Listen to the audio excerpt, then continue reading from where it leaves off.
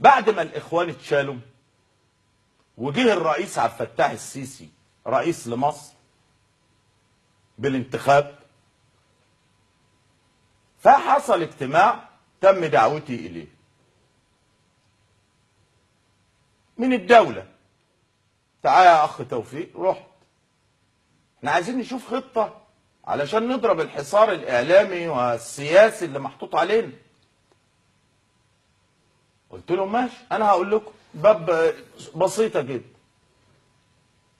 كلموا اسرائيل تكلم امريكا عشان تغير موقفها،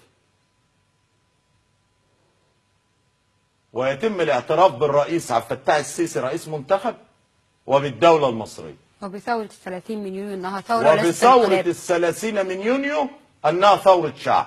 نعم. فاللي قاعدين قال لك انت بتخرف. قلت له يا عم اسمع اللي بقول لك عليه، جرب مش هتخسر حاجة. وبالفعل تم الاتصال بإسرائيل وطلبوا منها هذه الطلبات، وإسرائيل تدخلت وسافر بنيامين نتنياهو إلى واشنطن والتقى بالرئيس أوباما وهم على خلاف مع بعض،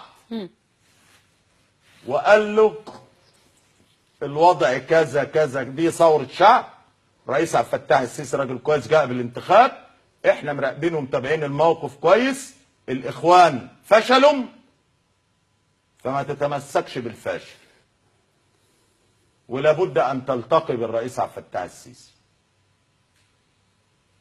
قال له حاضر، هلتقي بالرئيس عبد الفتاح السيسي اثناء اجتماعات الامم المتحده. الذي رتب لقاء الرئيس عبد الفتاح السيسي مع الرئيس اوباما على هامش اجتماعات الامم المتحده هو بنيامين نتنياهو. وانا بقول معلومات ومعي الوثائق اللي بتاكدها.